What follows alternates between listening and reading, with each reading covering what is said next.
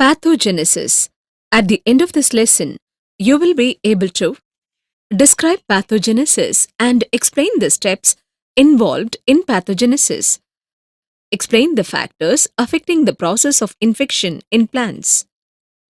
Describe disease cycle using the disease triangle and tetrahedron. Imagine an emperor who is planning to invade a country after seeing its glory and wealth. How will he plan the attack? Initially, he collects various information such as the available resources, strength of the opponent, the right time to attack, etc. Then, he prepares for the battle and goes against the opponent's fort and hoists a warning flag. On the day of the battle, he starts attacking the rival troops, destroys them, and conquers the country. Further, he may establish himself in the country and will look forward to the next opportunity for attacking some other country. Similarly, the plant pathogens initially travel through a medium and first attach themselves to a host plant. Then they get ready to attack the plant by multiplying and finally destroy the host. Further, they also wait to infect the next healthy host plant. This sequence of events that leads to a disease in plants is called pathogenesis. Now, let us discuss pathogenesis in detail. The word pathogenesis was derived from the Greek words pathos and genesis, which mean commencement of diseases. Pathogenesis is the sequence of events that leads to an infection as well as the development of a disease in the organism. This process can also be referred to as the disease cycle. Infection is the process which involves the entry of a pathogenic microorganism and its establishment within the host. An infection results in the formation of visible symptoms and latent diseases in the host plants. The capacity of any pathogen to cause an infection is called pathogenicity. The development of a disease can be represented by the disease triangle or tetrahedron. Disease triangle denotes the interaction of the host, pathogen, and the environment, resulting in a disease. The above three components of the plant disease is affected by a fourth component, time. Both the specific point of time at which a particular event in disease development occurs and the length of the time during which the event takes place affects the intensity of the disease. The interaction of the four components can be visualized as a tetrahedron. The phenomenon of pathogenesis can be understood easily by studying the three phases of penetration of the pathogen.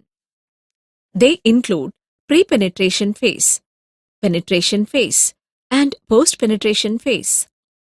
Pre-penetration phase. This phase includes the growth of a pathogen before penetrating into the host. It also involves the interaction of the pathogen with the environment and the host plant. Environmental conditions such as temperature, relative humidity, light, etc. can influence the transfer of the pathogens from the medium into the plant. For example, the fungus Astilego-Maedis requires an optimum temperature range of 26 to 34 degrees Celsius and a relative humidity range between 80 to 90% for pre-penetration process. Unavailability of optimal conditions disturbs the pre-penetration process of the organism. Further, the presence of competent microorganisms in the host as well as the release of exudates by the host may either encourage or inhibit the growth of the pathogen.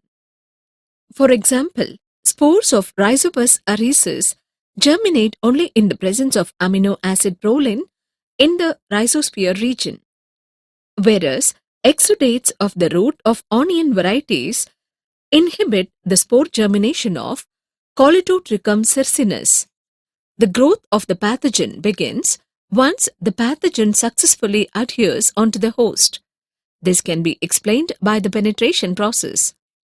The penetration of the pathogens into the plants is affected by various factors.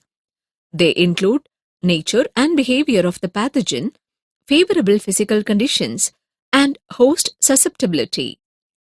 The penetration of pathogens can occur directly via the surface cells of the plant, through natural openings like stomata, hydathodes, lenticels, and nectaries, through wounds. Fungi generally infect the plant by direct penetration or through natural openings or through the wounds. The penetration of fungi usually occurs through the germination of spores and forms the germ tubes. The spores develop into hypha and anchor the fungus onto the host surface. Further, the germ tube reaches the stoma and swells terminally to form a vesicle known as the aprosorium. The aprosorium results in the formation of a penetration peg which helps the pathogen to penetrate into the host. One or more penetration pegs may also develop from the vesicle to form intracellular mycelium. Bacteria infect the host through natural openings and wounds. Viral infection occurs only through wounds that are created by various insect vectors, and it multiplies within the living cells. Some pathogens like Astylago nuda cause infection through the wheat flowers, and Claviceps purpurea may infect via the ovaries of the rye flower. Post-penetration process. This phase involves the invasion and colonization of the pathogen in the host organism. Upon penetrating the host cells, the pathogens enter the cytoplasm and acquire the required nutrition. The pathogen multiplies rapidly in the host tissues through sexual or asexual methods.